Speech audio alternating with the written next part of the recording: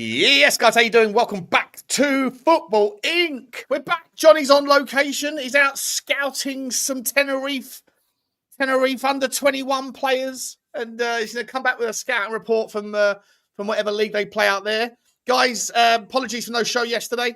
Johnny arrived, and then I didn't see his message saying you want to go live, so we ended up not doing it. But we got some lots of stuff to talk about this morning, so please do smash the like button for us. Hit the subscribe if you haven't already. Hit the notification bell. Drop a comment. If you are watching this and you want to participate in the chat, all you got to do is rub the sub button and it will give you instant access. And if it doesn't, for whatever reason, just refresh the browser. You haven't got to wait any time period to come in.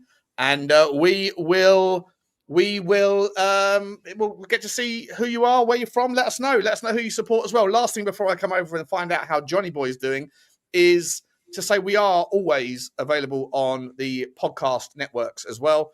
This show will be up on there as soon as it's finished processing. It gets put up onto Spotify, where you can watch it back, and Apple Pods and Amazon and stuff where you can listen to it.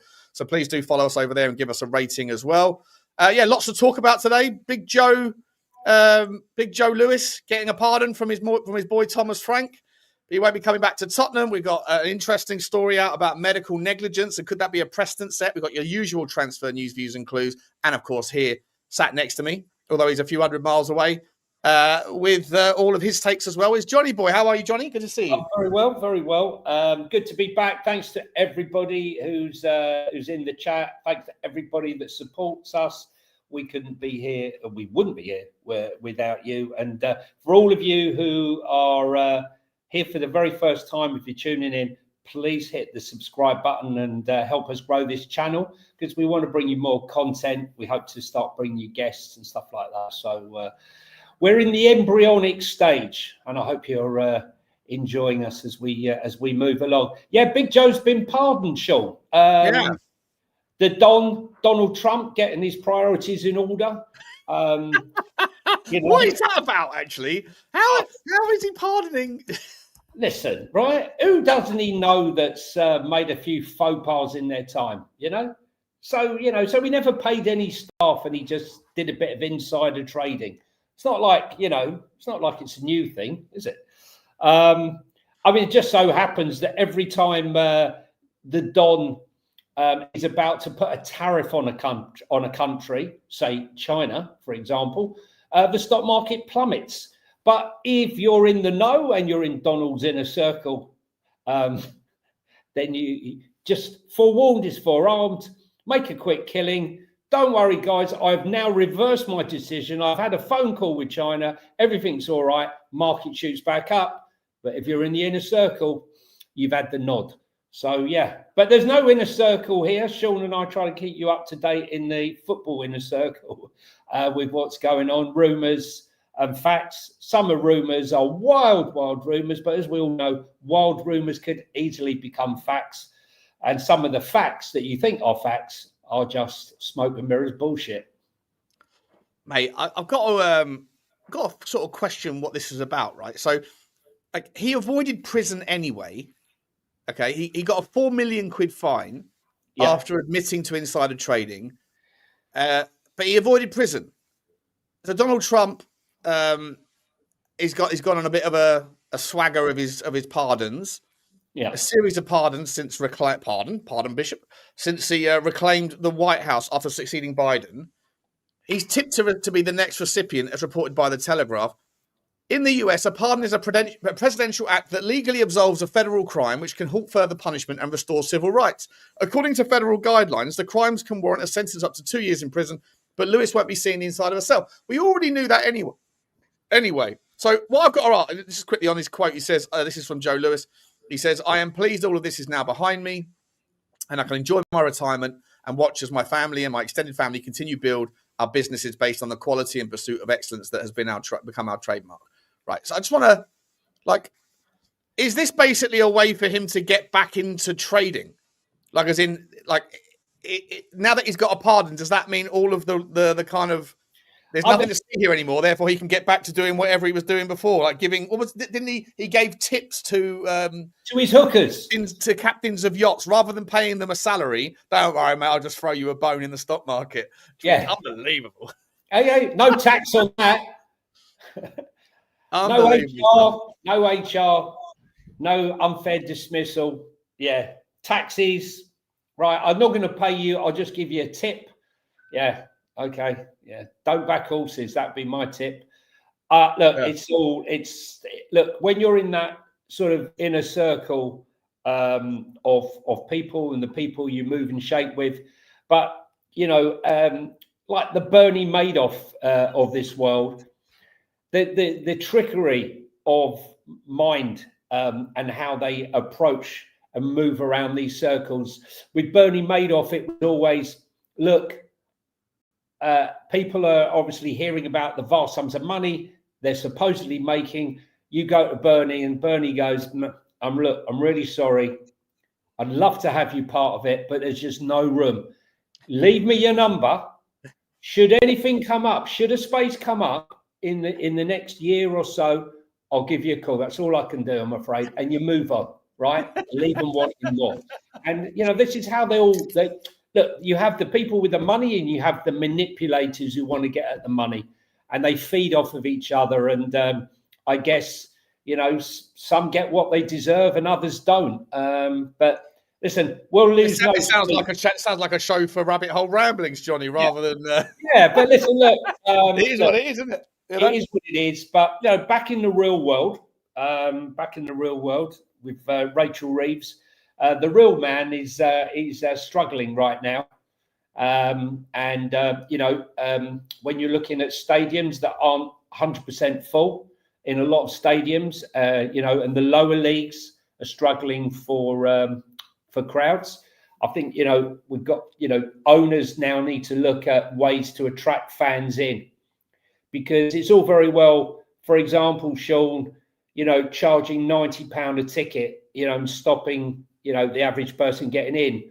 But, if they made it lower and attracted people in, they will come in and spend, some money, maybe buying a hot dog or a burger or whatever it is. I think they need a reset, especially, I would say, at Spurs and how they do things. Anyway, talking about reset, Sean, what about this story? Let's start with this story about Alex. Sorry, I keep forgetting his bloody name now. Will come to me. Hang on a second. It is Alex. Sorry, 1 second. Yeah, sorry. Axel Tuanzebe, right? Ex-Man United player, now at Burnley, is pushing ahead with a £1 million lawsuit as he sues the club for alleged clinical negligence in relation to medical advice he'd received. They say that I think he's had some sort of stress fracture on the.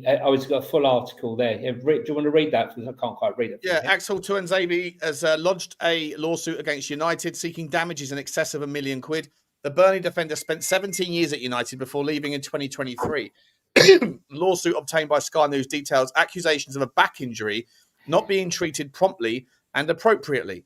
United have been accused of harming the career of a former player by failing to treat an injury promptly and appropriately, leaving him with more serious long-term problems, according to a £1 million lawsuit obtained by Sky News. While defender Axel Tuanzebe is still in the Premier League at Burnley, he blames United for no longer being able to play without restriction or impediment, impacting his career and earnings. The landmark case has been brought by the footballer claiming clinical negligence, shining an unprecedented spotlight on the inner workings of a leading club's medical care and alleged handling of an injury. The lawsuit lodged at the High Court in London shows the 27-year-old Congolese player expects to recover damages in excess of a bar. An academy graduate at United, he left the club in 2023 after 17 years. Bloody hell. So if he's 20, how old is he now? 27. So he's been there. He joined when he was 10. Yeah. Before going on to join Ipswich Town for 2 seasons and then signing for Burnley in June. United declined to comment. The case centres on stress fractures at the base of the back of his spine, which the British Association of Spine Surgeons says footballers are vulnerable to. It's alleged Tuanzebe sustained left-sided pars fracture in January 2020, which became chronic by 2022, when he also developed a right-sided pars fracture. Poor bloke. Appropriate treatment plans. The lawsuit says appropriate treatment plans would, on the balance of probabilities, have resulted in the claimant avoiding the pain and discomfort set out below, and would have resulted in him being able to play professional football at elite level without restrictions or impediment. As it is, although he continues to play at elite level, this has impacted his career and earnings. The details of the injury have never previously been reported. Jonny, this is wildly risky for Premier League clubs. If this goes through and he wins, that's a precedent that gates, mate, floodgates. And that's probably why it'll be settled out of court. Well, this is what I was going to say to you. I believe it will be settled out of court, because let's be honest, do Man United really want to be in a court where the guy's in there and disclosing all the mistakes that have been made by the Manchester United medical team, allegedly? Say allegedly, but the fact that it's coming to the High Court says that they must have a very, very strong case. Look, as Spurs fans, we've heard lots of stories about players due back, medical staff making the wrong decisions, breaking down, maybe giving the wrong advice. And let's be honest, as a professional, when you're earning money and the club is employing said medical staff, if that medical person makes a very bad decision, are you suing? You're not suing the individual, you're suing the club. And the club should be doing their due diligence to make sure that right. So, for example, if there was a hospital and the hospital makes a mistake, they'd sue the hospital. I don't think they sue the private doctor. Or maybe they do, but I thought they sue the hospital. I think it's wherever the problem started, right? If it's a misdiagnosis, or if it's medical negligence, it probably happens at the surgeon level, which would be. Well, I don't know, mate.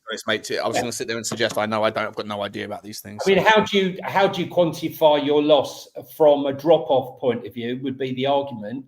But also, this will probably be an opportunity for insurance companies to suddenly descend on football clubs and start saying, look, you need to have cover for this.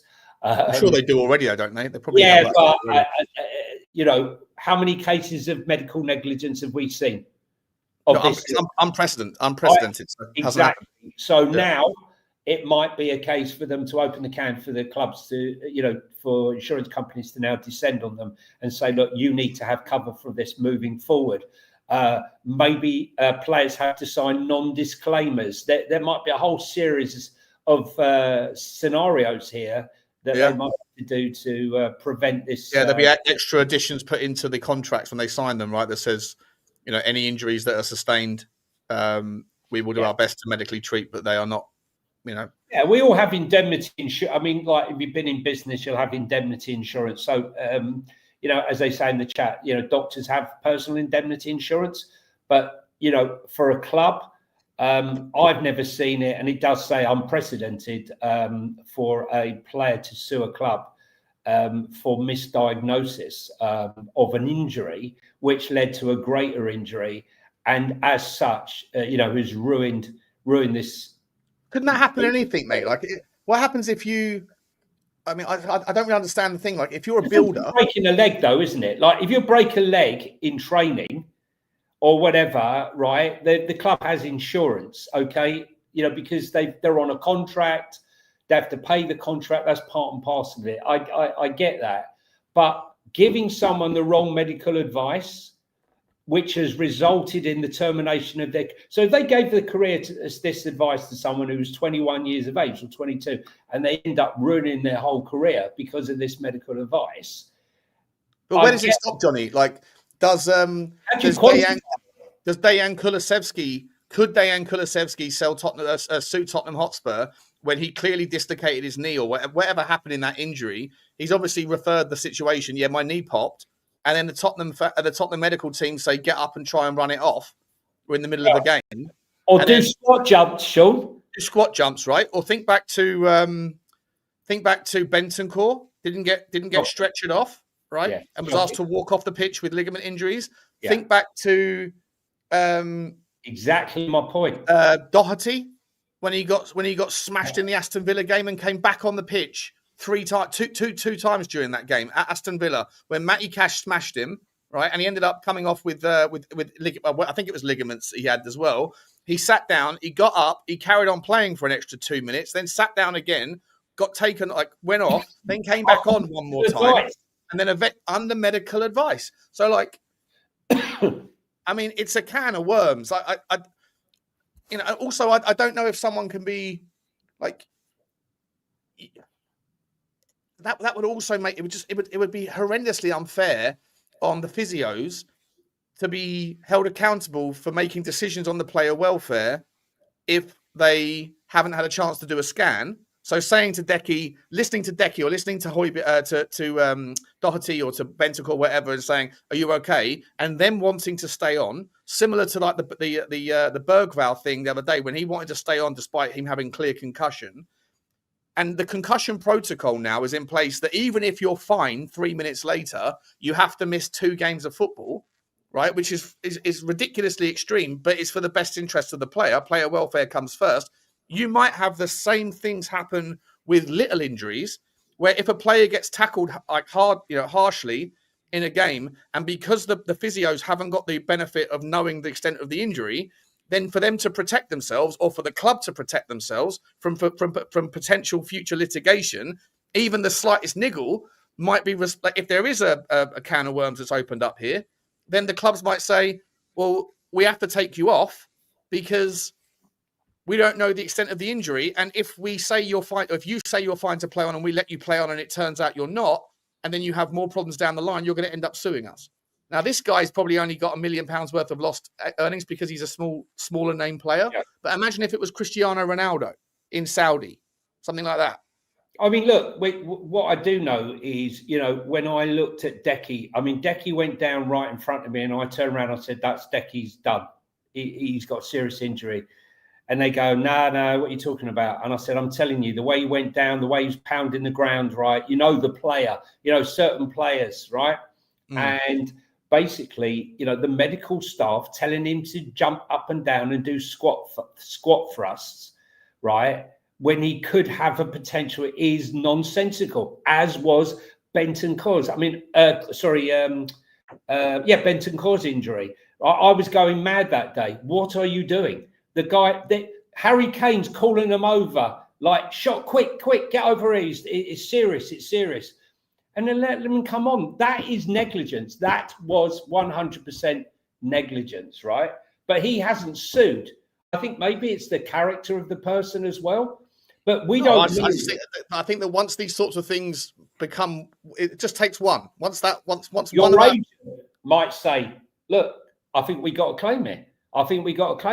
I mean, for me, that was such bad negligence on Bentancur that day to make him do squat fronts, right? Allow him to go back on, and then making him walk off. Most a good medical team would have got the stretcher and say, sorry, mate, you can't walk on that anymore. We can't take the risk. I mean, it's not about that. But then you have the players saying, because they're amped up on adrenaline and they don't want to come off, right? They don't want to come off. A lot of players are like, I'm fighting for minutes here. I've got this guy breathing down my neck, this kid breathing down my neck. If I come off when I can play through it, like Bergvall wanted to play on. And I'm sure he would have been fine to play on, but he had to because the concussion protocol is super serious. But if that shit bleeds into every other injury, I think someone said it here, it might cut out fake injuries and diving because if they roll around the tool, then they have to be subbed. But also, it will ridiculously cripple the game. The only solution to it will be waivers and indemnification and all that stuff, right? Just lawyers. The only one who's going to get paid out of this, mate, are lawyers. And insurance companies will be getting good premiums. Rayan said here, I think that any player who needs medical intervention twice, on the third time, it should be a mandatory substitution. Look, all we're saying is that, I mean, I'm just talking from a Spurs perspective. I can think of Radu Dragusin, Kulusevski, and I can think of Bentancur, 3 incidences of medical negligence where they've made them do work. And I will tell you, I used to sit with what do you call it, Tom Huddleston, back at the old stadium. Used to sit in the Spurs box, and his mum said to me that Spurs made a mistake with his operation. They made a mistake. There's something happened in the operation, and it was failing. It put him back. Now that ship has sailed, or has it? You know, how far back could you go to show medical negligence? Could this now open up a can of worms? Should it be successful in historical medical negligence if someone has proof of it happening? Because as I say, I don't know if you could do, or maybe, I mean, that's another thing, isn't it? Yeah. It's not, I think this is opening up Pandora's box. Pay off, Sean. Don't get to court. Sweep it under the carpet. And that also becomes a problem, doesn't it? Pay him £1 million. If no precedent is set, but everyone knows, I could be the guy that sets the precedent, and then all the Premier League clubs just get together at one of their quarterly meetings and says, this could be an absolute problem. We can't let a precedent set. Just, we'll have a little fund, and every time one of these comes up, we'll just settle out of court. We'll then play, it's just a push and pull game, isn't it? Everyone knows that gets out, and then everyone starts to lean into it. I think you just have to, from now on, every time that there is a contract that is signed by a player, there's an additional addendum, an additional note at the bottom that basically says, in signing this contract, you explicitly agree to the following. You will not sue the club, any of its partners, any of its insurers for any medical negligence that you perceive to have received. I mean, how many channels are talking about this? Let me give you a clue. None, right? That's what we do on Football Inc., mate. Football stink. You can't suppress us. We'll keep this story running, and we'll see where we go with it. And if it's a small little byline which says settled out of court, then we will still bring it up, and we'll have that. Bit like the Prince Andrew thing. Gee whiz, that man can't escape any, like, the headlines he's getting every day at the moment. Absolutely bonkers. But that's for a different channel. Johnny, let's pivot to the next thing that you showed me that you brought up. And it's a really interesting one. We've been talking a lot about where's my thing? Where's your thing? Here it is. Let me drag it into the chat. We've been talking a lot about the state of the game, the state of football, right? Yeah. The way people are, everyone's sort of moaning a little bit, aren't they, at the moment about me specifically, about the kind of, what's the solution towards this turgid set piece FC thing? I've been on neutral panel shows with Never a Foul and Dan Potts is one, and whenever you talk about set piece FC, Arsenal fans get very sensitive. They think you're talking about them, and I'm like, I'm not talking about you. I'm talking about the game of football. But actually, there's a little bit of data here that you brought me to my attention this morning, so thank you for that. That says, despite the fact that they are set piece FC, they are number one for the most progressive or through balls, which you could interpret as progression and risk on passes to get the ball up the field. Number one, and they're doing that against low block teams, mate. They're doing that against a system of football clubs that are doing everything they can to keep this team out and struggling for the most part. And look where you got right at the bottom of the list there. Tottenham Hotspur, only 4 through balls, 10 times less through balls this season than our North London rivals. What are we doing here? Is this because we don't have... Look, I'm not trying to disrespect Xavi Simons or our strike force, but is this because, we don't have the good enough strikers to receive the ball to make those runs for the 10 to try and make those through balls? Or is it coupled with the fact that Xavi Simons has got this settling in time? He's going to need time to get into the Premier League, and therefore the two combined produces these sort of numbers. Also by design, mate. Not by design, bro. I think part of it is also the design of the strategy. But you don't get like 4 through balls over 12 games. You don't get to that conclusion without it being some sort of tactical decision as well, for sure. It's Frank. Yeah, Spurs King is saying Frank Ball's part of it as well. Yeah. Mate. Yeah. I mean, Brentford are quite low there, which I'm quite surprised because I know they have the throw-ins and all the rest of it. But when you've got Sade and you've got Igor Thiago up front, one would think with their pace and power that you would be trying to push the through balls through. I think for me, that was one of the biggest shocks. I'm not surprised that any of the top four, none of them surprised me. Generally, possession teams would be doing it, but I think also, it's not a criticism necessarily of Thomas Frank's football. It doesn't have to be. I'm not saying that a lack of through balls means defensive football. It's also, when I say that by design, I mean by design we have wingers that stay wide. We get the ball to the wingers before they get behind the opposition, and we try to let the wingers take the players on. That's what Kudus has done most of the time, right? For the first 9 games of the season, our raison d'etre was essentially get the ball to Kudus before he breaks past the left back and let him try to take the player on, either get the whip in or go for a corner kick. If you have if you have wing forwards that are starting here and then making the runs in behind and narrowly, then you're going to get a Xavi Simons that's going to try and break through the gap between the fullback and the centre back. But we're not doing that. Kudus waits to get the ball before he breaks the line. So I think it's not a defensive strategy. It's just I think it's a forced idea that we want to get the ball to the wingers and see if they can take the players on. And unfortunately, we haven't really had someone on the left-hand side who can do that to the same level. I think we're starting to see it with Odegaard, but I think with Kudus, it's definitely part of the plan. I don't think we're getting in. I think if you look at the table for crosses, we'd also be very low down on that as well. Yeah, I don't know. Someone could do that. I haven't got the. I don't even know where people find these stats from. It must be on FBref somewhere. But I don't know. I think crosses attempted. Corners won from crosses. Depends how much in the minutiae you want to get into. Lee Gunner is on. Come on, crack one, draw, and the manager should be sacked. I don't know what he's talking about. This is someone in the chat, guys. If you're listening on audio, apparently there was a massive, like all of the big content creators. Game apparently had a giant fallout or something on. Lee Gunner says Spurs are not their rivals.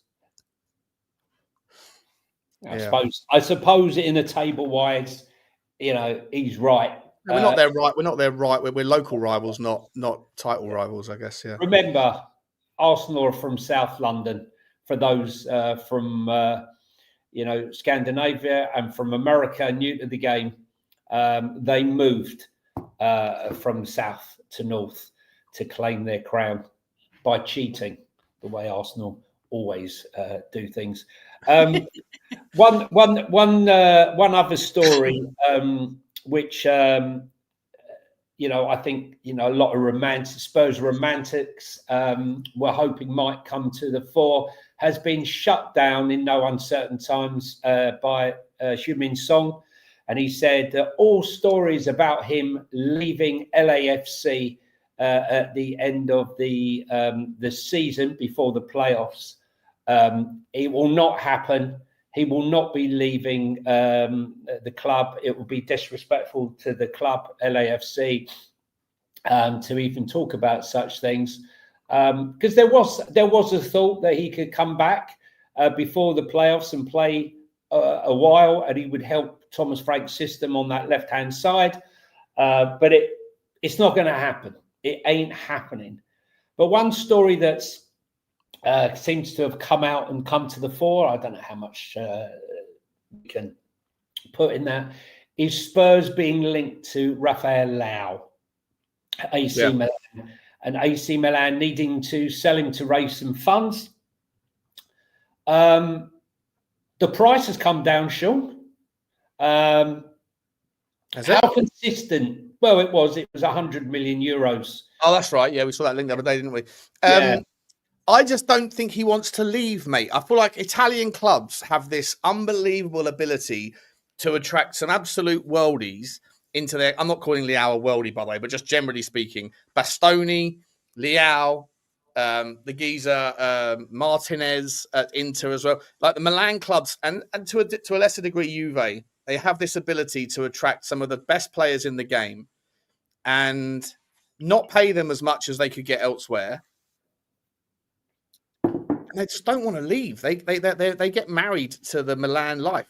Like Leao does not want to leave, right? Like the chilled, man. It's very chilled. I mean, unless you do something wrong in Italy, then the fan base, the wrong people, the ultras are, they make you an offer you can't refuse. No, look, he likes his rap music. It's probably all very chilled. He's like the big fish. He's not on huge wages, Sean. The rumours is that he's on about 135,000 euros a week. Mm-hmm. Not a figure that Spurs couldn't handle. But I ask you the question, is he a game changer? Is he better than what we have? 100%. No question about it. But is he the game changer? I think he is a game changer on his day. Yeah, but consistency has been his issue, correct? Yeah. I think he's a player that when he's up for it, he's unplayable, but sometimes he isn't up for it. And I think that those things like, reliability, they say availability is the best ability. I believe that unpredictability is the second best ability. And then if we're going to carry on the theme, I think reliability is also very good. But reliability doesn't just mean like, not going to sort of be unavailable or whatever. But I think reliability is consistent. Another word for consistency, right? Like, don't show me your best bits twice a month and show me the average version of you. If you're capable of doing it, then stick to that level.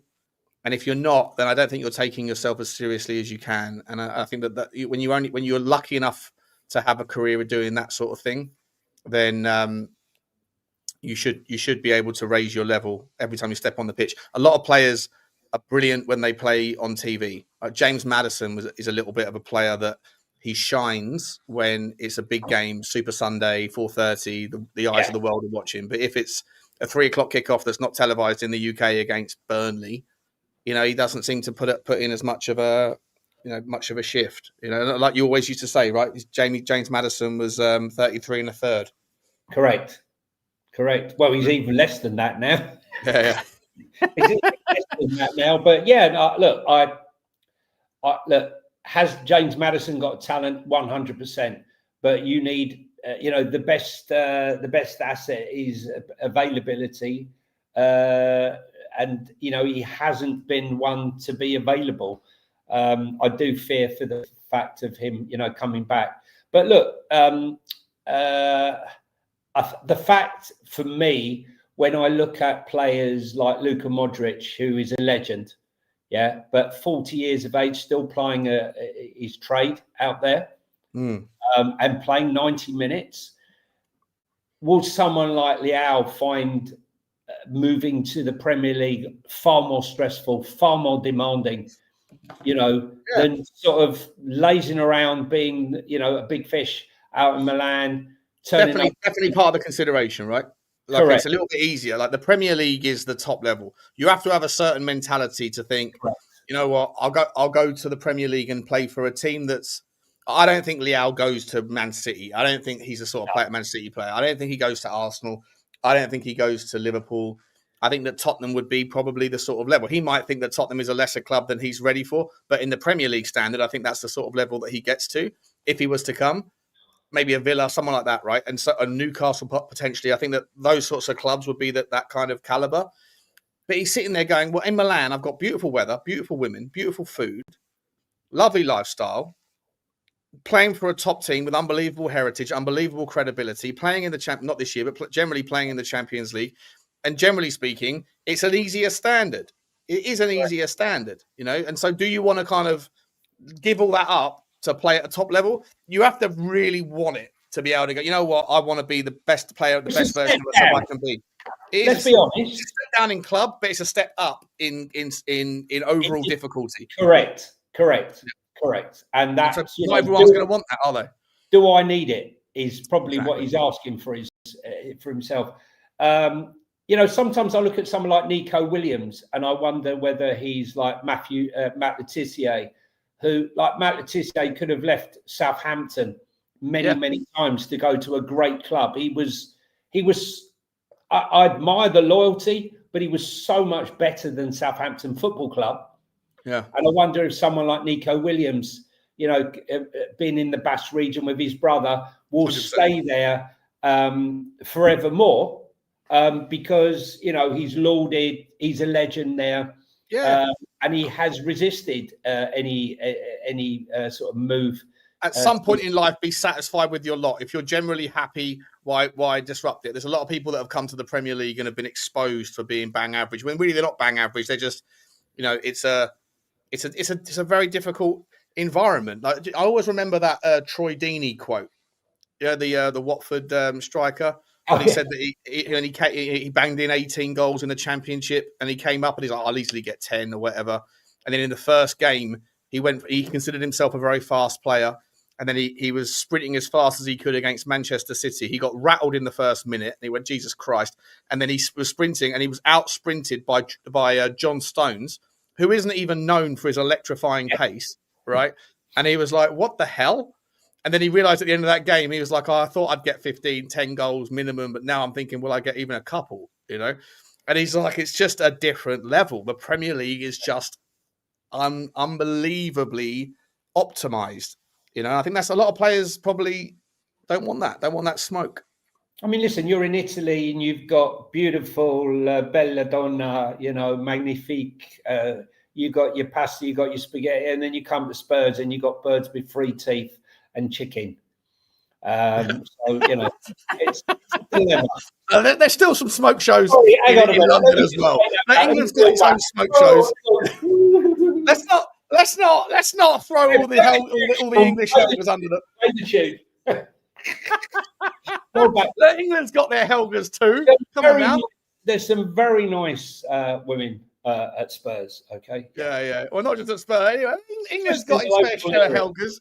But if we're just chasing the Helgas, I'm going to go and play for Bodo, if I'm entirely honest. If you've been to Milan, or you've lived in Milan. Oh, yeah, the girls out there. I used to go to Milan and Como and Florence and what have you. I know it's a different place, but there are levels. Let's do a couple of super chats. Let's get those levels sorted out. And then I've got a couple more stories we seem to be bringing it back to Tottenham. That's what we can't. It's natural, isn't it? But we've got a load of interesting stories, including North Korea. We're going to bring in just a moment. Before we do, let's get that super sticker train well off and running. Choo choo to you. Choo choo to you, everyone. Kernobi-san, Mr. Cat Funt, big up to you, buddy. I hope you're well. Thank you very much indeed for your support. Every day you're here supporting the Football Inc., and we really, really appreciate it. There's a lot of you guys that are here every day. We've got such a lovely little community at the Football Inc., and we really do appreciate your support. So thank you, Cat Funt. I love that badge as well. Arsenal with the gunner thing is replaced with a cock. Very good, very good. Ulrika Johnson over in Australia. Big up to you, Ulrika. Hope you're okay, girl. Thank you very much indeed. Dry your bits. Dubai. I think he's in Dubai right now. Are you in Dubai right now, Ulrika? I think so. Just confirm, Ulrika. But I think you said you were in Dubai, participating in some of the porta parties. I think porta potty parties, maybe. Big up to you, Ulrika. Thank you very much for your support as well. And the man, the myth, the legend that is Houdini. Big up to you, Houdini. Appreciate you, mate. Always here. He hasn't got a disappearing act. He's got the appearing act. It doesn't matter where we are, what time of day or night. There's actually 2 shows last week, Dino, that you missed. One on this channel and one on Spurs Talk Show. And I was like, we've got to the end of an hour and a half show. I hadn't seen him, It's interesting. Big up to you, Dino. Thank you very much indeed. Choo choo to you, buddy. Love you, my man. Choo choo as well to my boy Destiny Desto. What's going on to you, Destiny? Good to see you, mate. Hope you're okay. The moderators are being very, very good today. Really appreciate you guys.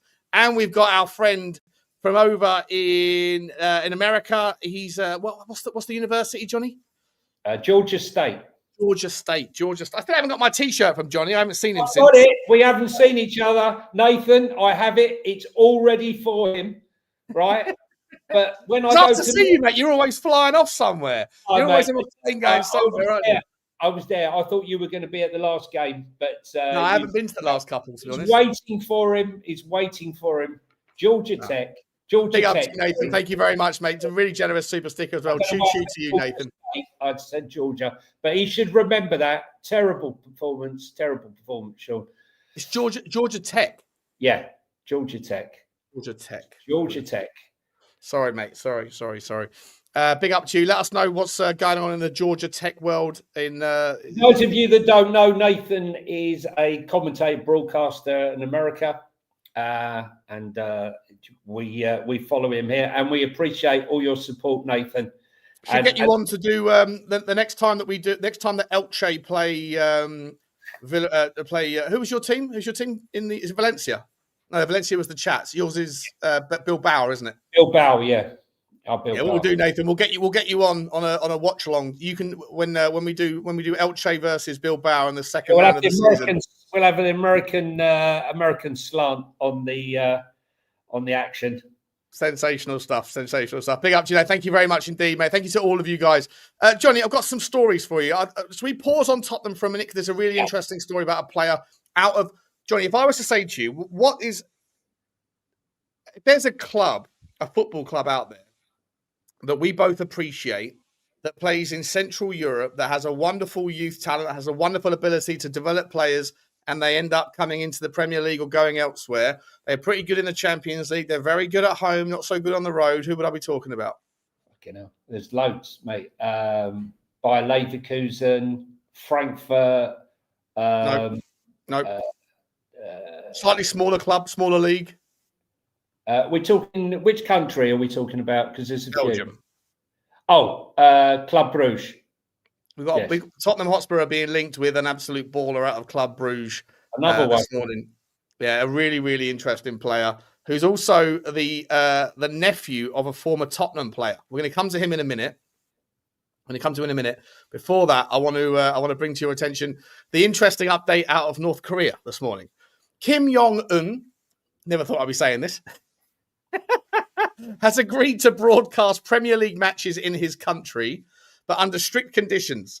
Games will not be broadcast live and will be re-edited before airing. Each game will be shortened to 60 minutes instead of the full 90 minutes, basically cut out all of the long throw-ins. All English text visible in the stadium will be covered with North Korean graphics. Any footage featuring South Korean players will be removed, including Kim Ji-soo of Brentford and Hwang Hee-chan of Wolves. And any scene displaying LGBTQ plus symbols will be edited out. Listen, talk about being a global sport. We're getting there, mate. We're getting there. It's almost global now, and it's full dichotomy. What are you saying? He's going to blank out the whole screen. It might as well just be radio. I mean, really, honestly, anyone would think he was a dictator or something. Yeah. Well, we've got a few of them in our country as well, haven't we, mate? Jesus Christ. What's going on at the moment? Anyway, again, that's a story for a different channel. Kim Sean. If I cut my hair like him, I probably could get away with it, especially when I'll stop saying something silly there. I'm about to get cancelled.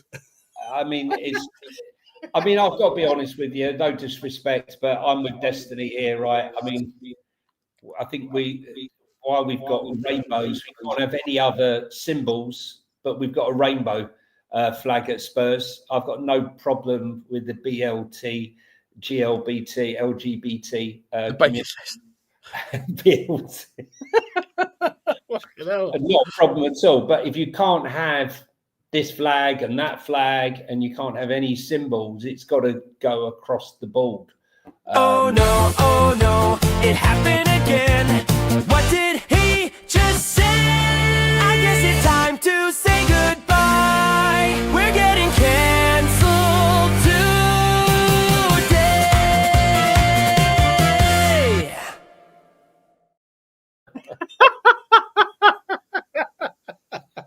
I've got no problem with the BLT sandwich.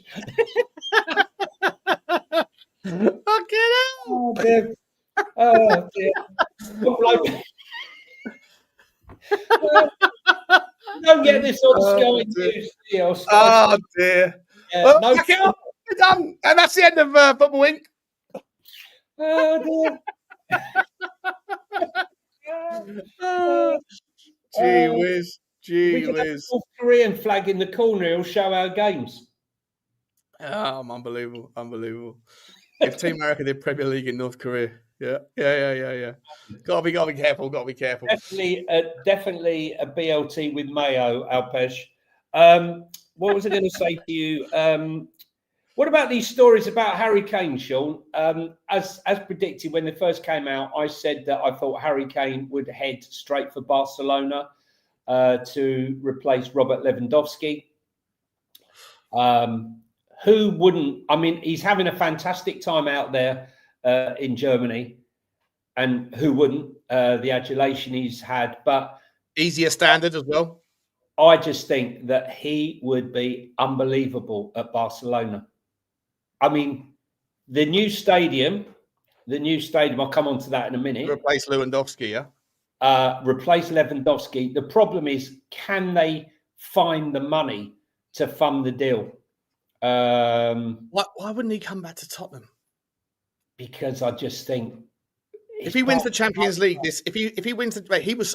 I think the game against PSG for me was like a line in the sand, because you look at the Champions League. I'm going to up. Look at the Champions League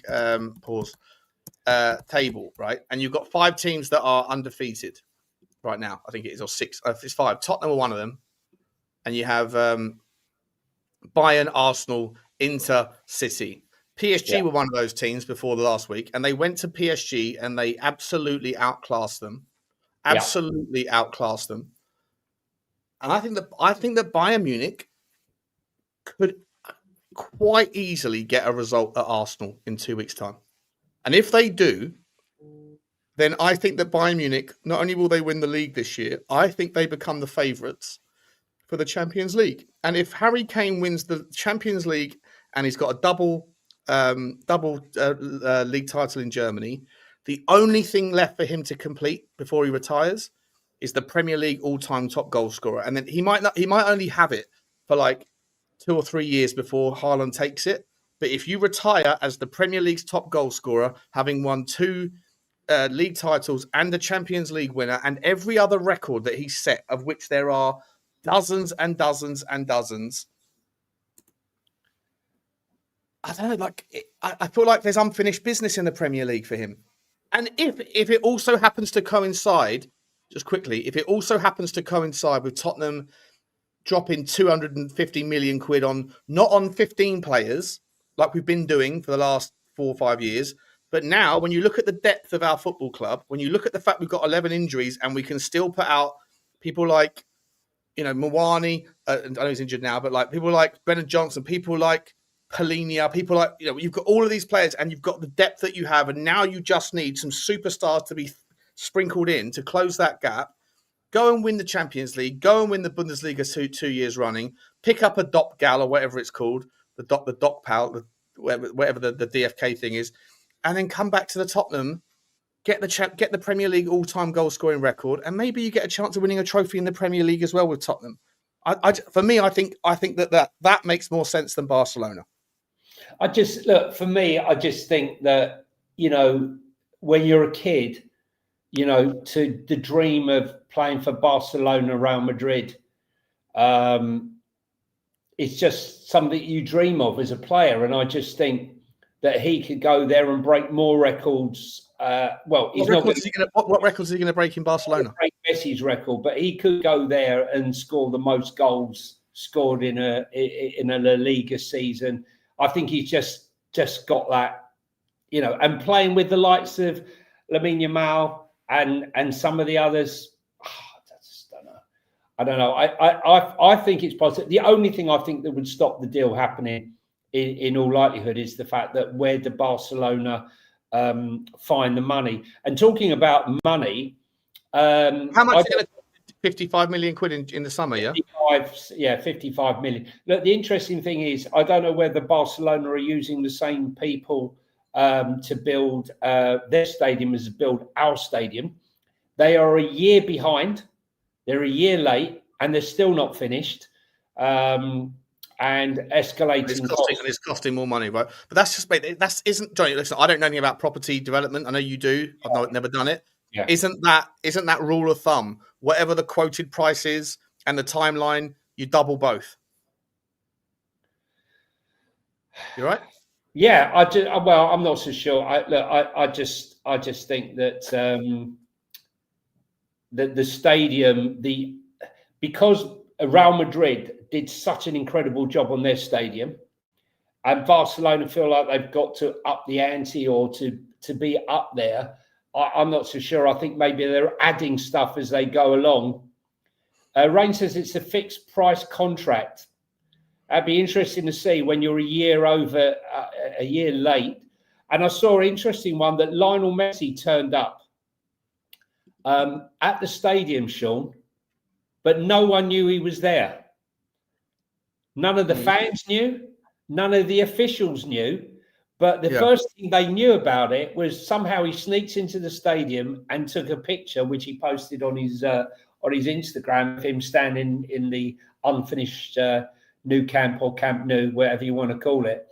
I do wonder, though, whether or not they're adding bits to it, to the stadium, having seen the level that Real Madrid have gone to for their Bernabeu renovation.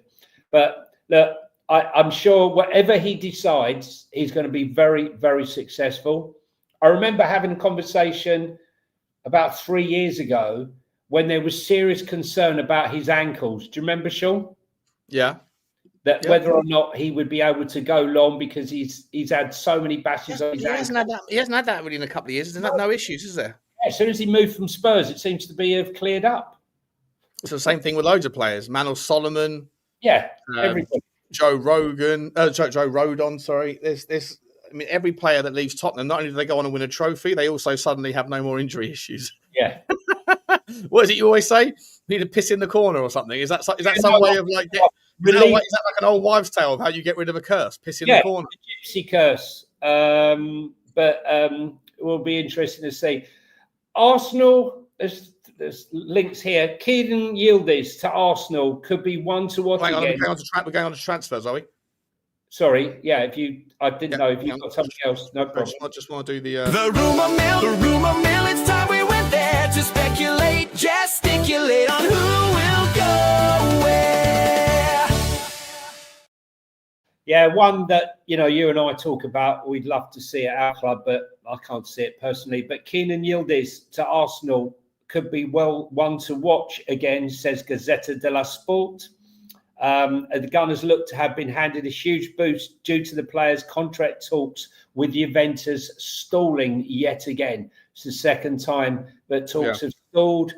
Obviously, the agent, getting interest and proposals from clubs in the Premier League, and no doubt in Spain as well. So interesting one, Sean. You know what it is with that one, right?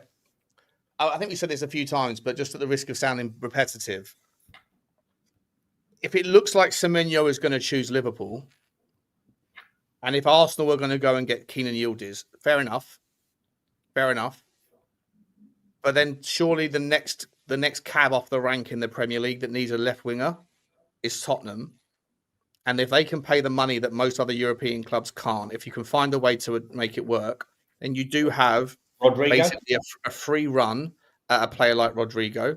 You have a free run at a player like Lookman. You have a free run if he can get back fit at like a Malik Fofana, or you have a free run at someone like an Iliman Ndiaye. Yeah. So if you can get one of those four, I'm happy. I'm happy as a pig in shit. I'm not sure about Ndiaye. I'll be honest. He's good. He's very good, but I'm looking at the output. Yeah. I just want to see big levels. Listen, the Don is back. Long live the Don. Long live the Don. And let's see what Don Fabio can do and see what levels that we rise to under his stewardship. Because I know that the vast majority of the players that we have performing in the team at the moment, not all of them, but the vast majority are still performing and still highly valued by our team. One player who left the Premier League and looks to be coming back is Estupiñán, who could be heading back to the Premier League months after Brighton exit. The left back has struggled to impress and secure his place in the first 11, even losing his spots to youngster David Bartasaghi. Milan Live say he could depart in January with Premier League clubs and Atletico Madrid, who may offer Matteo Ruggeri in a swap, both interested. I rate Estupiñán. I think he's brilliant. Yeah. I mean, I just horses for courses, maybe, mate. He's one of those players that the helter skelter of the football league, the Premier League. Well, and Tottenham are looking for a left back. Imagine bringing him in, him and Udogie, and then Pedro Porro and Jed Spence on the right. Perfect. I mean, this is what I'm saying. So would Estupiñán be a good acquisition at left back? How much did he leave for? Can't remember off the top of my head, if I'm honest. Let me have a look here. He went to for 15 million quid. He went to Milan for 15 million quid, which is cheap. Not a lot. How old is he? He must have only had like a year on his contract left or something. He's 27. 27. Yeah. His current contract runs until 2030, so you'll be paying more for that. Yeah. But I don't mind it. I don't mind it at all. I'm also a big fan of Rico Henry at Brentford. I'm also a big fan of. He's had terrible injuries, Rico Henry. Yeah, if he can stay fit. Yeah, you know what? You come to Tottenham and it will all just trigger again. I want to bring this one to your attention, Johnny. So Tottenham Hotspur have apparently identified 20-year-old Alexander Stankovic, who is the son of what's the other guy? What's his name? Hang on. Stankovic. Yeah, the he's the son of Stefan Stankovic. Sorry, the son of Dejan Stankovic, who is an Inter Milan legend. He came through the Inter Milan academy, got moved to Club Brugge. Yeah, Dejan Stankovic.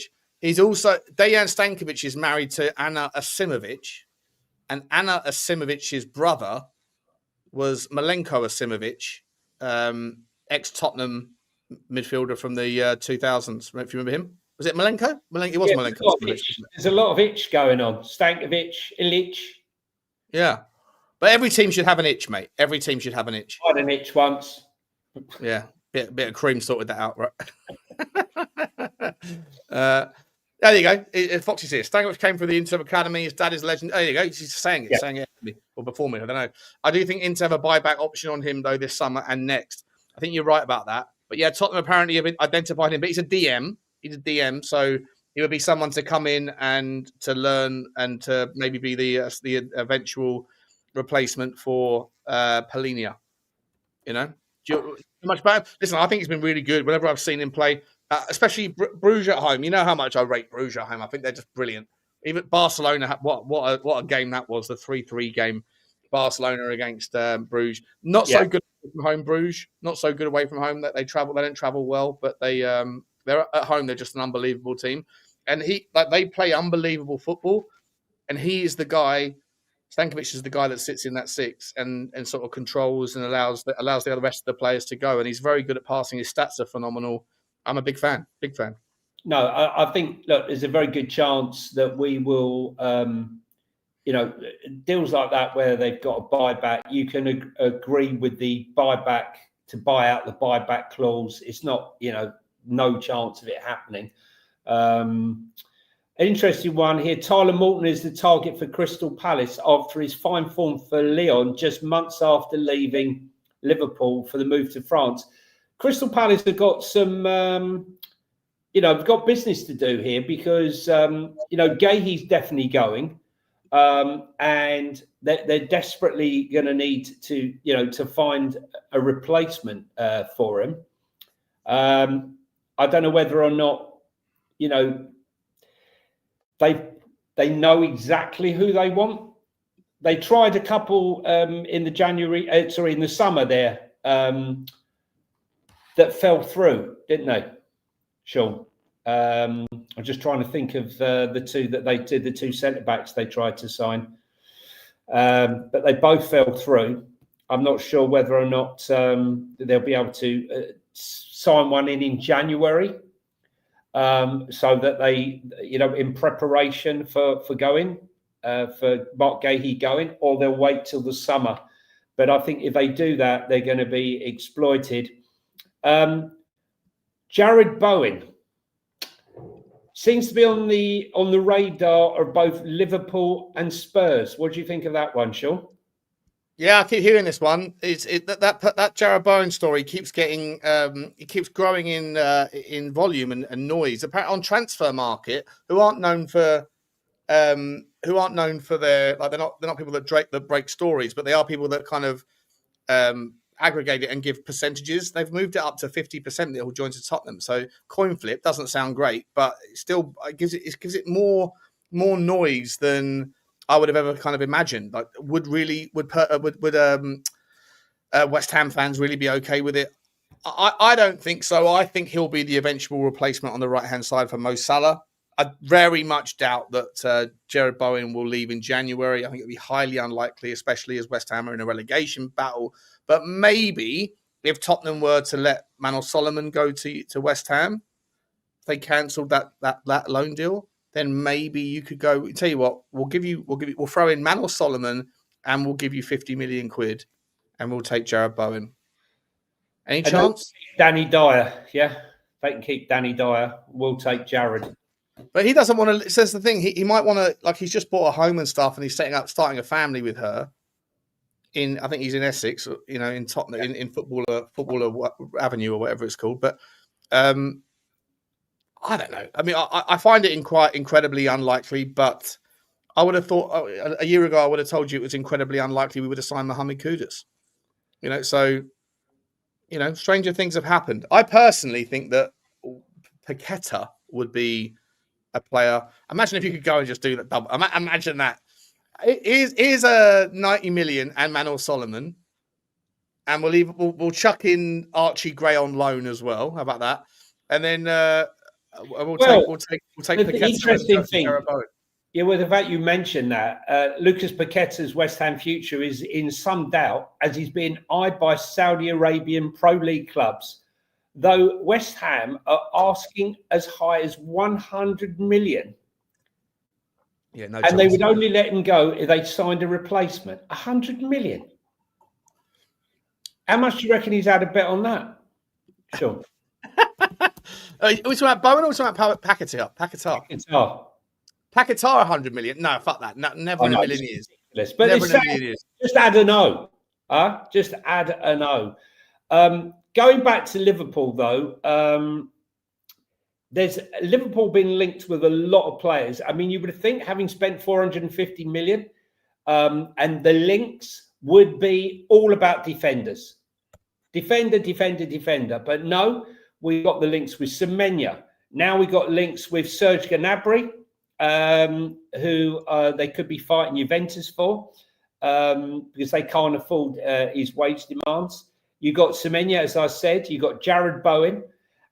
You've also got the rumours that Liverpool want Nico Schlottenbeck. For me, Schlottenbeck would seem the most urgent of the buys. Would you not say? Nico Schlotterbeck, for me, is a player that I don't understand why he has not been part of the transfer rumour mill for 2 years, 3 years. He was a player. He's such a talented player at Dortmund. So good.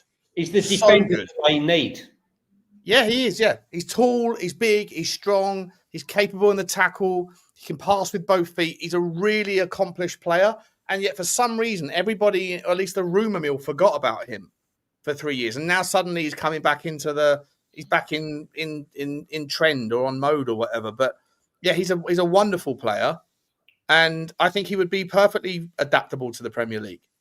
But he's not like blessed with brilliant pace, which is obviously a little bit of a concern, but he's not like a slow coach. So I think I rate him highly, mate. I really do. I take him at Spurs all day and every day.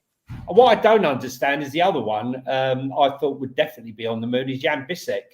I thought that he would definitely be being eyed up for a move to the Premier League, especially. Jan Bissett will end up in the Premier League for sure. I mean, his stats are just like mental. The other one is Scalvini at Atalanta. Yeah. Through Tottenham were linked with Scalvini for large parts of last summer. A lot of other clubs were as well. He stayed at Atalanta, but Atalanta now are going through so much turmoil and transition. A third manager in 4 months or whatever it is. Problem player, manager, bats, all that shit probably leads to divisions in the dressing room. I'd be interested to see if De Catalier stays at Atalanta. What a player he is. What about not just Lookman? What about Edison, the box-to-box player? Yeah. Spoke about him last year. Hey, I thought Edison was destined to the top, right? And he's come off the top though. He's not. Last. So it was summer 24 after he won the Europa League. Yeah. And then last season he wasn't quite as. Atalanta generally weren't as magnificent. But he's a player that I think would suit. He's big, he's strong, he's fast, he's powerful. He ticks all the boxes in this boring trend of football that's moving towards, bigger, stronger, faster. He would work. And like I say, I think that guy Scalvini at Atalanta as well will be someone that will probably get. I'm not saying that the turmoil in the managerial situation is guaranteed to mean that players are going to leave, but there's apparently issues at the ownership level as well, Johnny. Apparently, look, there's players. I mean, look, I can't understand how Yao Gomez is still at Wolverhampton Wanderers or Wolves. I've always identified him as a player that I'd like to have seen at my club. I like Andre, but Yao Gomez for me is a standout. I thought would be at a top club by now.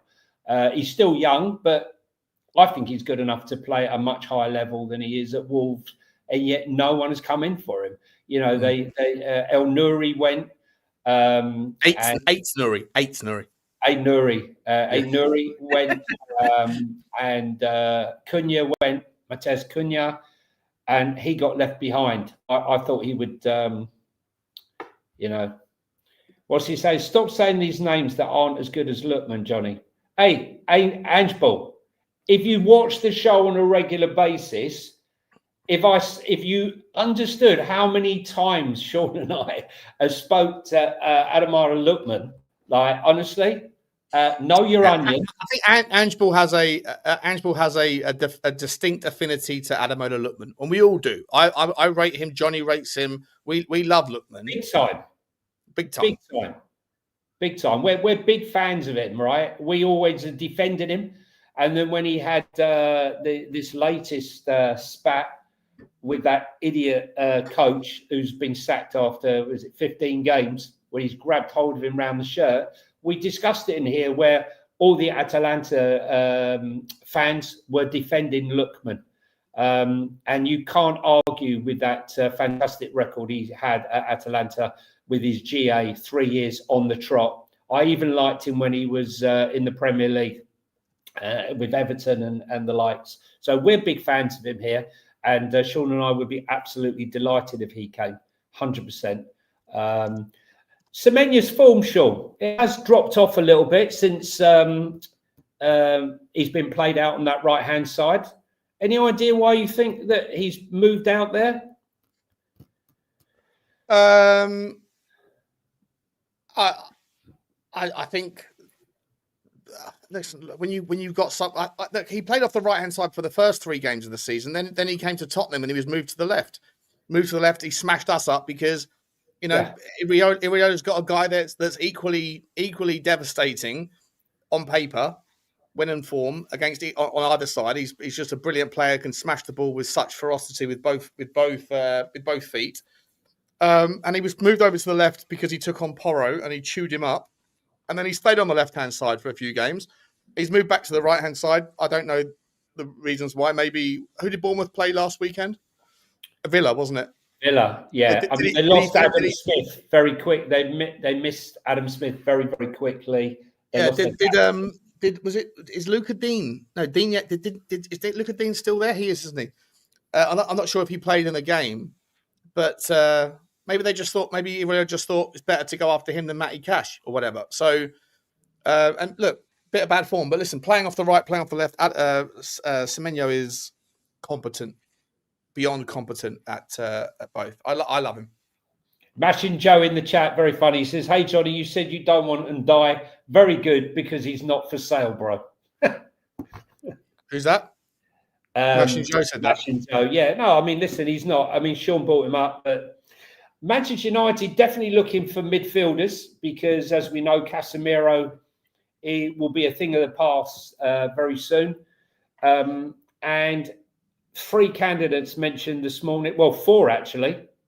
Scott McTominay returning from Napoli. He's of interest to quite a few clubs, Scott McTominay. Be interesting to see where we go for that one. Elliot Anderson, but Nottingham Forest are looking for 80 to 100 million pound for Elliot Anderson. I think he's a top kid. That figure to me is absolute nuts, though. Conor Gallagher. Is 100 million nuts for Adam Wharton?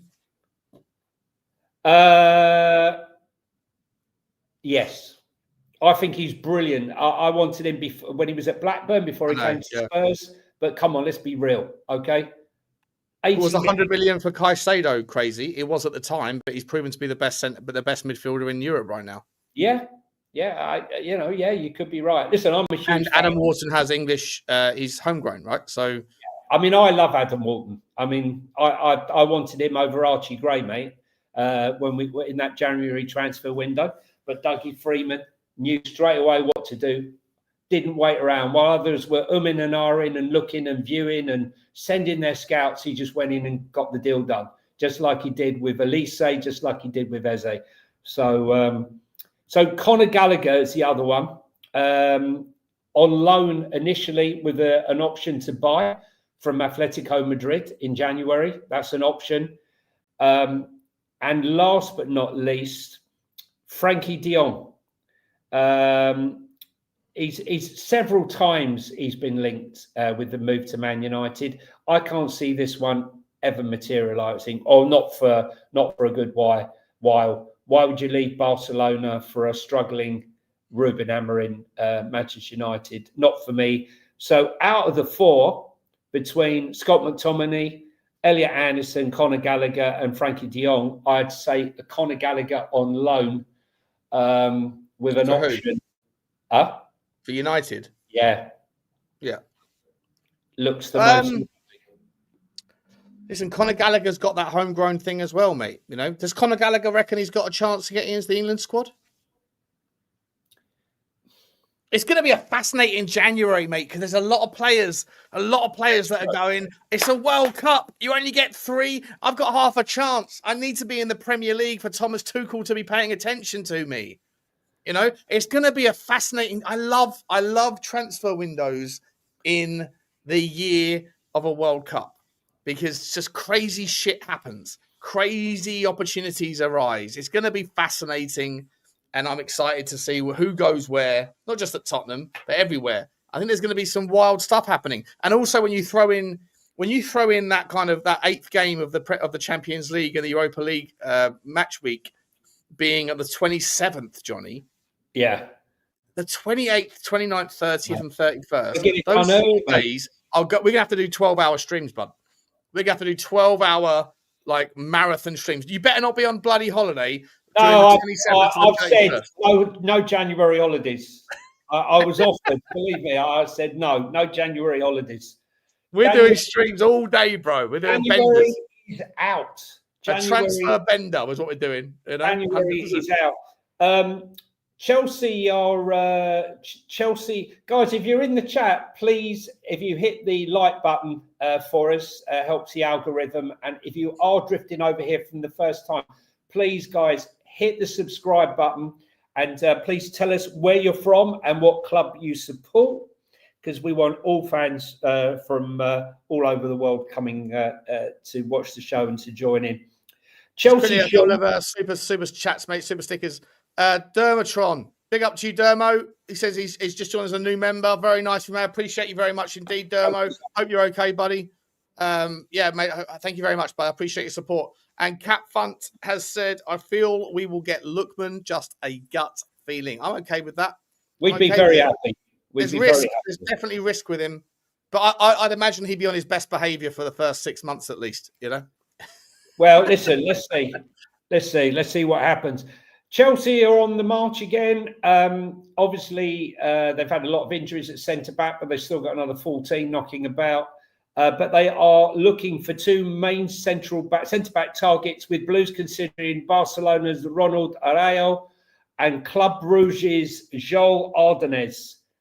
Did we not... That Joel Ardenez, I'm sure we've come across him before, Sean. Yeah, Ardenez, yeah. Ardenez, yeah.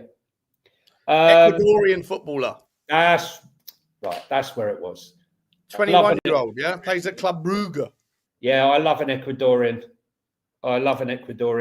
Also interested in Keenan Yildiz. Adam Walton is of interest. Why they need Adam Walton, I don't know, when they've got... They gobble them all up. They gobble them all up, mate. They want them all. Chelsea are like the greedy fat kid in the candy shop who's given like a pound. Here you go, son. Go and pick your £5 of sweets. No, Dad, I want everything. I want them all. You've got Enzo Fernandez. You've got Casado. You've got Lavia. Like, why would you need Adam that Brazilian kid as well? Is it Gomez? No, who's the... Yes. I can't remember. Listen, they've got so many players. They're also after, because they need another defender, Daniel Munoz of Crystal Palace. Sorry, Santos, I think. Andre Santos. Yes. Well, don't worry. They'll just sell him. Yeah. Yeah, unbelievable stuff, mate. Unbelievable stuff. Designed to win, Law. You know it, mate. I talk like a game, like I'm making decisions in my house. Johnny talking like he makes decisions in his household. Yeah, he knows the game. I got my decision-making hat on today. Listen, love, ain't no trips in January, okay? Content's got a content. Yeah, 100%. Chelsea are Ulrika Johnson. Lookman would be half-decent backup to my Oda Bear.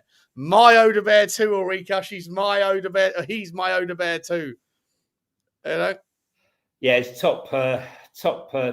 We're going to get them in. Chelsea are also monitoring Lautaro Rivaro, a talented young defender from River Plate, who's also on the radar of Atletico Madrid. But one player who's on the radar as well, mate. He's the Romero. He's left-footed, left-sided, the lesser-spotted defender. I've done loads of videos on him. Quality player, but his rise is insane, Johnny. I shared a video. I did a video on him, and there was screenshots I took from because you can't get much footage of him on YouTube. But I went to the Y Scout it was 18 months ago. So in the summer of 24, he was playing on a pitch that had grass that was that long. It had just a few hundred people watching. It had a giant warehouse behind the goal with Bienvenue, like the Spanish for welcome, I think it is, on it. And it's the sort of place that had patches, like the mud was in some places, this long uncut grass was in other places. He scored an absolute weldy with his left foot in that particular game. And the guys rise, I think that was in River Plate B team, like their youth team maybe. And in the last 18 months, he's now playing in front of 70,000 people at, in the River Plate Stadium with the fireworks and the craziness. If you want a player that could potentially be Romero on the left, it's Rivero. He is a lunatic. Yeah. Left-footed, left-sided, got a lovely ping on him. He's not particularly stocky like Romero isn't, but he's got that aggression. He's good in the air, can win a header or two. I was really impressed. I spent about 20 minutes looking at him in the various departments of his game. I was really impressed. Lautaro Rivero, if you're trying to find a player, left-footed, left-sided players, if you can buy them, you buy them. It's like Bitcoin. It's going up because the price is going up because there's just not that many left-footed, left-sided centre-backs that are top draw. And he's someone out of Argentina that would, it might cost you 20 million quid or something, but he'll be worth 70 just because of the rarity. Chelsea just don't have any problem delving into this. They've dipped into the Ecuadorian market with the top talents coming out of there. Estavo, who was meant to be number 2, to Endrick, who I think is going to surpass Endrick in every shape, way, or form. So we'll see. One player who is not going anywhere, according to Fabrizio Romano, is Rodrigo Goes to Chelsea or to any other club. He's playing down all transfer speculation that he's going anywhere. Now, I don't buy it. This story is flip-flopping, Sean. Yeah. It does not stop. I mean, I don't buy it, mate. He's not getting any minutes, bro. Yeah, I agree. In 12 games, he's played the equivalent of about one game of football. 10 minutes here, 10 minutes there. He got 75 minutes against, was it Villarreal? Or something, I forget who it was, but he's not playing. He's not playing, and it's the World Cup year. And when you look at the amount of Brazilians that are kicking goals right now, Johnny, metaphorically and literally, you look at players like, I mean, there's dozens of them that are stepping up. You know, players like him, players like Savinho, players like Richarlison, they have to be concerned whether they're going to sneak into the squad. Yeah, I think it's all up for grabs now. When you look at Igor Thiago, Igor Jesus, you look at some of the other players, and there's even rumours now that Jesus, who normally doesn't turn up off the injury table until April, till around Easter time, is very much part of Arteta's plans. They have no plans apparently to sell him. Despite the rumours, whether or not that is because Gyökeres has suddenly got a bit of an injury, he's now talking him up. But we shall see. He's back in training, so we shall see whether or not he starts to get minutes. One player who Arsenal are looking at is Kenneth Eichhorn. I don't know the player. I don't know if you know him, Kenneth Eichhorn. Eichhorn. Kenneth Einhorn. Eichhorn. Eichhorn. Plays for German. Hertha Berlin, who's in the Zweites Bunda. Where are your papers? Where are your papers? Yeah, he's a German professional footballer. DM. Archibald Ives. Man United enter the race for Germany wonder kid. And also Arsenal links, according to reports. Yeah, he's meant to be I don't know anything about him, to be honest. No, but listen. He's 16 years old, but he's 16 years old. Hey, listen, you hear about him first on Football Inc., and you'll read about him soon enough somewhere else. While we're in Germany, Julian Brandt, he has his papers, but he's not willing to sign them for Borussia Dortmund. He's yet to sign a new contract, and he's being strongly linked with a move to Aston Villa. Interesting. I've got something to show you. I've got something to show you because it's that time of the year. Where is it? Is it? I've gone too far back. Here we go. Can I get them all? Can I get them all in one drag? Finkel and Einhorn. Why can't I grab this? Save the downloads. I've got the full list. The full list of players that are available for free that are out of contract in the summer. It's a massive list. Let me just give me a second, and I'll bring them up. So we'll just do this to the end. This after this one, Shawnee. Yeah, go on then. Yeah, we'll call it. How do I do this? How do I bring this up on the screen? We don't want to give them too much. Let me see if I can. Thanks for all the support while Sean's dragging this up for trying to find this. To all of you listening on audio, thanks very much for your support. Please hit the follow and give us a review if you get time. That would be fantastic. What have you found? I've got them here. Look, I've got the full list of players that are out of contract, and it's been countrified, so it's already been organised. Here's the first list, right? Let's start with. Oh no, it's not. Let's start with. Where's A? Here we go. England teams first. So these are the players that are contracts expiring in the summer of 2026. Right. Mark Cahey, John Stones, Ryan Sessegnon, going to go and get himself another contract. Harry Maguire, Callum Wilson, Danny Welbeck, Danny Ings, Kieran Trippier, James Garner, Nick Pope, Harry Winks, Rico Henry, Brentford boy, love him. Harry Wilson, Ben Davies of Wales fame. In from Scotland, Robertson of Liverpool. Then we've got some unbelievable players out of France. Deo Upamecano from Bayern. Ibrahim Konate of Liverpool. Mike Magnon of AC Milan. Ilyan Meslier, the goalkeeper that was Leeds. He left Leeds. I forget where he went, though. Karim Benzema, who's out in Saudi. It must be about 48 now. Yeah. Yeah, he'll get a deal somewhere. Malang Sarr, Nabil Fekir, N'Golo Kante. He's still playing. Presnel Kimpembe, not sure. Tanguy Ndombele, he's out of contract again. Can't believe he's on a free, Sean. Again. No chance. Dan Axel Zagadou, don't know who he is. Zagadou, free pineapple. That would 100% be the song. 100%. It writes itself. Bernardo Silva of City. Ruben Neves. Wow. Diego Leite. Sean, let me just say it. Ruben Neves. Yeah. If you needed a player that could create from the middle, right? There's a player that's supposed to go inside. Bring him in. Ruben Neves. I was surprised he stayed out in Saudi. I thought he was going to be one of the guys that was back. Do you remember was it a year ago, Johnny? I said to you when we were talking about the connections between Saudi Arabia and the PIF and Newcastle. I think we were saying that Neves was going to be the guy that went to Saudi and then suddenly found himself back in Newcastle colours. We were wrong on that one. Completely wrong. Yeah, completely wrong. But maybe he'll come back soon. Diogo Leite, I'm not sure who plays for. I'm not sure who Rafael Guerrero is. Andre Gomez of Wolves. Aurelio Buta, good player. Andre Amaro, not familiar. Danilo Pereira. Ricardo Pereira. Gelson Martins. Andre Silva.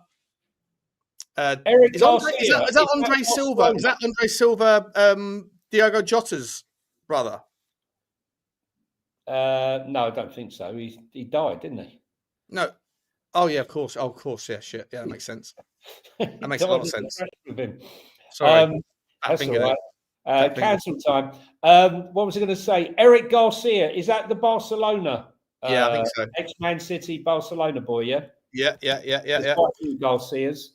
I can't believe I just said that. What an idiot thing to say. Fucking donut. I'm not highlighting it. No, it's a fair highlight. That's gonna get clipped. I'll clip it myself and say what an idiot I am.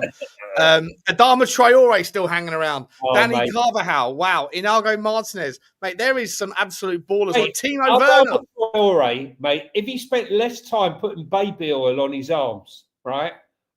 He could be a player. I can't believe Johnson's never gave him a sponsorship deal. Listen, there's a lot of players here, mate. Leon Goretzka from Germany. What a player. Serge Gnabry.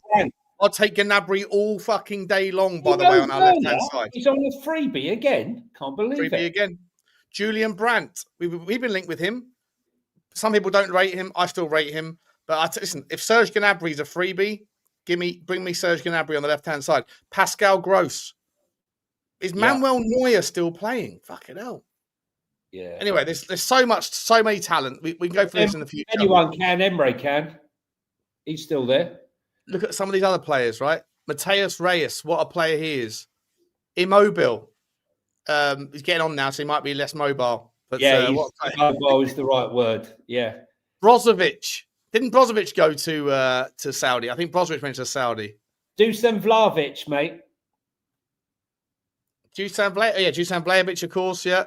Quentin Timber. Yeah, I'm interested in that. Thomas Partey, unavailable due to being detained at His Majesty's pleasure. There is a shit ton of talent. And what's the last one down the bottom? Is that it's Luke de Jong. I thought Luke. Yeah, Luke de Jong. Yeah. Frank de Jong's brother, I think. It's twin brother or brother. And I think this one here is the last page I haven't looked at yet. Anybody on there? Jesus Christ. There's some unbelievable names. No, Bill Bentelev, he's still playing. No, Bill Bentelev, yeah. Jesus Christ. What's the chat Chance saying? and Boehmer. Sebastian Haller. There's some Thomas names. Party has agreed terms with HMP Wandsworth. It's all right. They'll let him out next week. Imagine that. There's been another leak.